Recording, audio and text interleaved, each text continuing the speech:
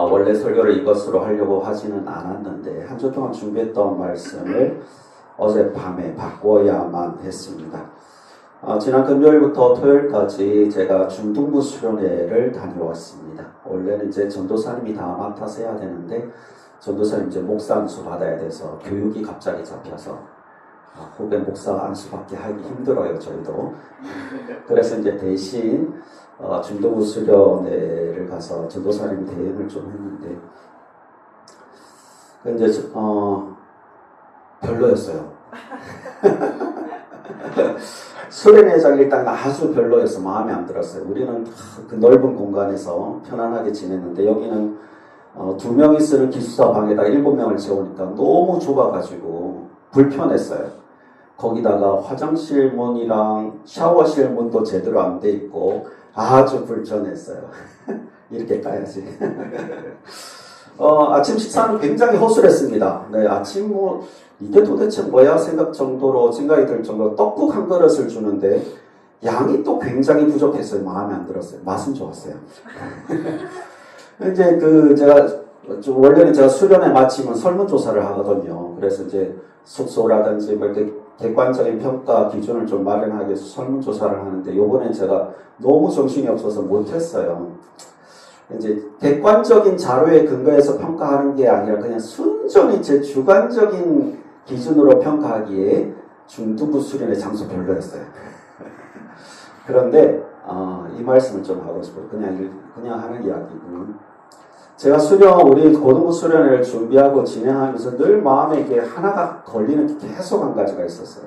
한 가지는 아니죠. 몇 가지가 걸리는 게 있어요. 일단은 너무 교회 큰일이 있다 보니까 고등부 수련회를 기도로 준비하는 영적인 준비가 굉장히 부족했다는 것과 또 지나가는 가운데 좀 디테일하게 준비하는 게 좀 부족했어요. 그만큼 신경을 쓸 여력이 없었고 그리고 가장 제 마음에 걸리는 게 뭐였냐 하면 후속 프로그램이 없었다는 거예요. 뭘 하면 그 다음에 이어지는 뭔가를 해서 그 수련회에 있었던 열기를 현장으로 가지고 와야 되는데 그게 없어서 늘 마음에 걸리는 거죠. 그래서 이게 대안을 또 찾아내지도 못했고 진행하는 가운데 이게 뭔가 계속 걸리는데 이게 마음에 걸리는데 이걸 어떻게 해결하지를 못했어요. 근데 이제 어제 수련회를 가서 거기서 내가 빠졌던 게 뭔지를 좀 찾았습니다. 수련회 마지막 예배 시간에 마지막 부분 예배가 다 끝나고 이제 광고가 하나 있었는데 학교 기도 불시 운동이라는 것을 광고하는 시간이었습니다.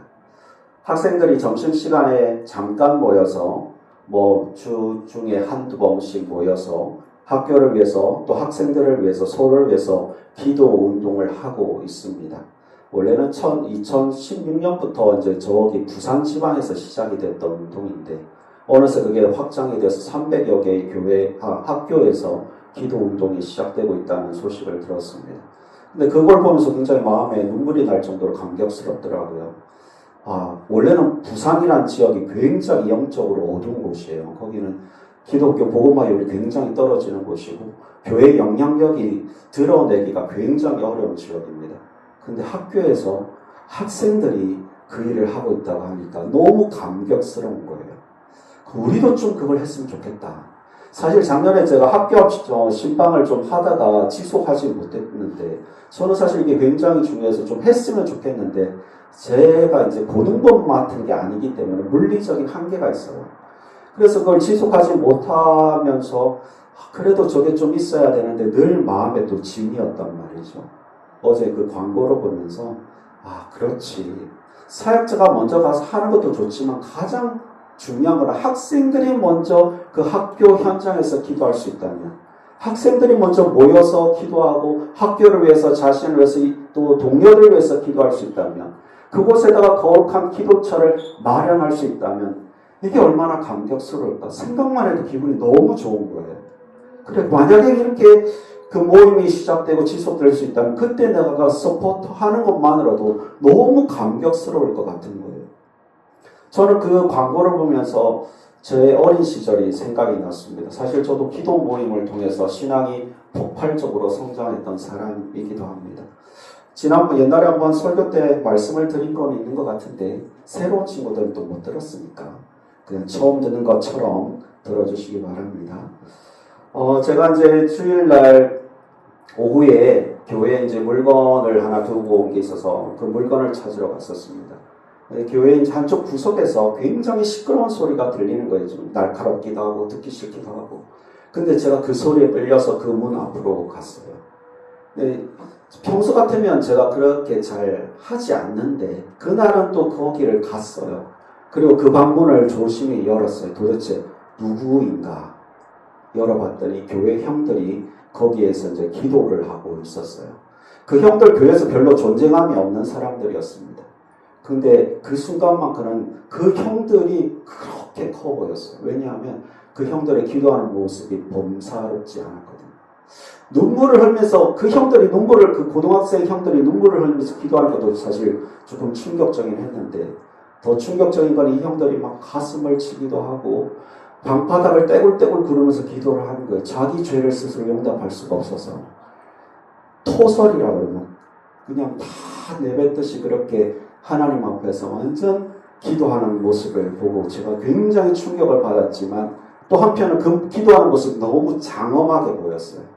제 평소 성격이라면 그냥 보고 또 나갔을 거예요. 근데 제가 그 앞에서 한참 기다리고 나서 형들에게 말했어요. 나도 같이 기도하고 싶다고. 같이 형들과 기도를 했어요. 물론 기도가 잘 되지 않았어요. 형들은 뭐 1시간이고 2시간은 기도하는데 내 기도는 길어봐야 3분. 한참을 기도했다고 생각하는데 형들의 기도가 끝나지 않는 거죠. 근데 끝까지 버텼어요. 그 자리를. 그리고 한 달 여중이 지나갈 쯤에도 그 점에 저는 이제 형들과 같이 그만큼 기도할 수 있는 사람이 되었어요. 저는 그 계기를 통해서 그 형들에게 기도를 배웠고 또 나도 그 기도를 할 수 있게 되었고 그 다음에 제가 또 기도의 모임을 만들었어요. 나중에 이제 청년이 되어서 토요 기도 모임을 친구 한 명이랑 같이 만들었어요. 그냥 둘이서 기도를 시작했어요. 그냥 토요일 날. 내가 이제 청년부 회장이었는데 이걸 감당하기가 너무 힘들어서 기도를 못하고는 못 버티겠다. 제가 또 때로는 이렇게 성격이 급할 때가 있어서 그 속도를 못 맞추는 사람들이 좀 상처를 입기도 하거든요. 지금은 굉장히 느리죠. 그때 옛날엔 그랬어요. 그래서 이제 그 친구와 함께 기도 모임을 시작했는데 그게 이제 같이 기도 모임이 시작되고 한 사람 한 사람 더 붙기 시작해서 나중에 거의 20명 넘는 청년들이 조그만 방에 모여서 토요일 저녁마다 기도를 했어요. 청년부에 거의 나중에는 다 거의 몇 프로만 제외하고 그 기도 모임에 참여하기 시작했어요. 우리는 그 기도 모임을 통해서 하나님의 응답을 누렸고 하나님의 살아계심을 경험했고 그래서 우리가 그 능력에 나누기 시작했어요. 견딜 수가 없어서 노방전도를 나가기도 하고 밖에 나가서 찬양하기도 하고 산에 가서 기도하기도 하고 그게 폭발이 되기 시작했던 기억이 났습니다. 어제 이제 그 광고를 보면서 그 시절의 제 모습이 기억나면서 그랬지 그때도 사역자가 이끌어준 게 아니었거든요. 지금 제가 그 시절에 했던 멘트나 이런 또 기록을 남겨놔서 보면 정말 철없는 너무나 간결하고 내용도 선명하지 않은 그런데 우리는 그 기도 제목 가지고 2시간이고 3시간이고 기도를 했던 기억이 납니다. 여러분도 그 기도의 한번 맛을 경험해 보면 어떨까 싶어요. 일주일에 한번 교회 와서 예배를 드리는 게 충분하지 않아요. 말씀 한번 듣는다고 여러분의 하나님의 사람으로 변화되지 않아요. 그냥 기억에 남겠죠. 살아갈 때 언뜻 그 메시지가 기억나서 그렇게 살라고 했어 라고 안내기는 돼줄 수 있겠죠. 그러나 여러분의 전인격적인 삶의 변화는 여러분의 기도 자리가 반드시 있어야 돼요. 그 현장이 여러분의 학교였으면 좋겠어요. 교회 와서 모이기는 힘들잖아요. 그런데 학교에서는 가능하잖아요. 한 사람씩 모여서 그 학교를 기도처소로 만들어 보는 것 어떨까요? 세상에서 우리는 조금 마이너 취급을 받습니다. 지금 옛날의 선배들은 굉장히 당당했어요. 크리스찬이라고 밝히는 게 당당할 수 있었고 그 시대에는 제 교회 다닌데 라고 말하면 걔는 뭔가 모르게 착한 사람, 거룩한 사람, 언어를 다르게 사용하는 사람, 행동이 바른 사람, 마음이 따뜻한 사람, 사랑이 많은 사람이라는 이미지가 있었어요. 근데 지금은 없어요. 그런 이미지를 물려준 한 선배로서 대단히 죄송하다라는 말씀을 드립니다. 하지만 그 악명이 여러분에게 씌워져 있다고 해서 그 악명 속에서 여러분 살아가지는 않았으면 좋겠어요. 그 주홍 글씨를 이제 지워버리고 여러분 세대가 거룩한 세대로 다시금 거룩한 이름을 드러낼 수 있는 세대가 되었으면 좋겠어요. 어떤 한 지방 학교에 있는 한 여학생의 간증이 영상에 떴었거든요. 선생님 한 분이 교실에 들어와서 이런 질문을 했다고 합니다. 여기 교회 다닐 애들 손 들어봐. 그랬더니 이제 그 반에서 처음엔 손을 잘 들지 않다가 7명이 손을 들었다고 그래요. 그리고 그 선생님이 이제 그 아이들을 보면서 또는 그 전체에 있는 아이들에게 기독교를 굉장히 모멸했다고 합니다. 제가 이거를 언어를 전달할 수가 없어요. 너무나 불경스러워서. 그렇게 모욕적인 말을 하고는 이제 나가면서 다시 들어와서는 이렇게 이야기를 했다고 그래요. 내가 했던 이야기 반박할 수 있는 사람, 교회 다닌다고 했던 그 7명 중에 다시 한번 손 들어봐 라고 했대요. 근데 아무도 손을 들지 못했대요. 그리고 그 선생님이 나간 뒤에 그 교회를 다닌다고 했던 7명 사이에서는 갈등이 시작된 거예요. 너 왜 손 못 들었어? 결론은 이거였어요. 그 선생님이 생기부를 기록하는 선생님이었으니까. 혹시라도 지키면 잘못된 게 기록될까봐 손을 들지 못했다는 거예요. 이 이야기를 한 아이 아빠가 듣게 됩니다. 그 아빠는 그 다음 날이지 당장 학교를 쫓아갔습니다. 그 선생님을 만날 필요도 없는 거죠. 이건 바로 교장 선생님이 이제 교감 선생님을 만나서 이야기를 했다고 그래요. 다행히 이제 그 선생님은 기독교인이었다고 그래요. 많은 설명이 필요 없죠. 이제 교감 선생님인 것 같은데 그분이 그 선생님을 불러다가 혼내기도 하고 사과를 시키기도 하고 어느 정도 문제가 해결된 것 같았어요. 그런데 사실은 문제가 해결된 게 아니었어요. 왜냐하면 학생들의 마음에는 죄책감이 남아있었거든요. 나는 왜 예수를 믿는다고 손을 들지 못했을까? 선생님이 아무리 그렇게 말한다고 할지라도 나는 왜 내 신앙을 지키지 못했을까? 내가 이렇게 교회를 다니고 내가 예수님을 구주로 고백함에도 불구하고 나는 왜 내 신앙을 그 아이들 앞에서 고백하지 못하고 오히려 부인했을까? 그래서 그 아이들이 기도 모임을 시작했어요. 그리고 그 아이들의 기도 모임이 지속되고 있다고 한 예를 설명해 주었습니다. 지금 여러분이 다니는 학교에서 그런 일은 일어나지 않을 겁니다. 그러나 여러분의 학교에서 사탄 마귀는 다른 전략으로 여러분으로 하여금 기독교인이라는 정체성을 잊게 만들고 있지 않을까요? 여러분 학교에서 여러분의 신앙을 지켜내고 있습니까? 하나님의 자녀라는 거룩한 신앙의식으로 살고 있습니까? 선배들이 잘 못해서 그런 부분이 없잖아 있지만 여러분이 다시금 이전 세대의 영광을 찾아내는 귀한 10대가 되었으면 좋겠습니다. 크게 생각하지 않아도 될 것 같아요. 혼자서라도 시작하는 겁니다. 나는 일주일에 무슨 요일 몇 시에는 이 자리를 내가 기도처소로 만들겠다. 어떤 아이들은 국기계양대 앞에서 모인다고 하더라고요. 거기서 모여서 기도를 시작하는 거예요. 아마 여러분 학교에 이미 시작하고 있는 아이들이 있을 수도 있어요. 그럼 그 아이들과 연합해서 저 부산 지방엔 더 웨이브라는 명칭으로 사용되고 있고 서울 쪽엔 더 라이트라는 명칭으로 사용되고 있어요. 뭐 주도적으로 하는 교회가 조금 다르긴 하지만 뭐든 상관없어요. 여러분 학교에서 기도하는 사람들이 있다면 그 기도하는 사람들에게 하나님께서 또 사람을 붙여주실 것입니다. 학교를 위해서 친구를 위해서 기도를 시작하기로 결단하는 것 이게 너무나 중요한 것 같아요. 오늘 읽었던 말씀은 세계 곳곳에 흩어져 있던 그리스도인들이 이제 박해를 당하고 있던 시대였습니다.